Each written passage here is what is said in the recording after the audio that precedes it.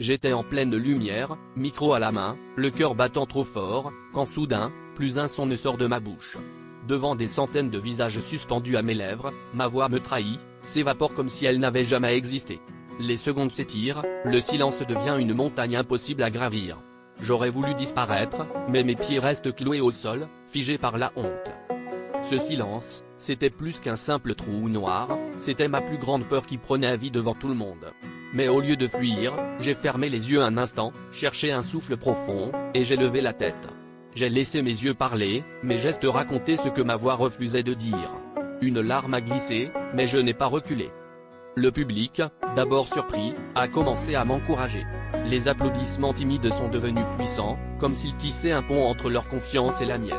Sans un mot, j'ai compris que l'on peut toucher les cœurs même quand les mots nous manquent. La peur a laissé place à une force nouvelle, celle d'oser être vulnérable.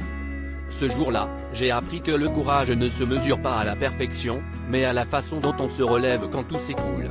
Parfois, il faut perdre sa voix pour enfin se faire entendre.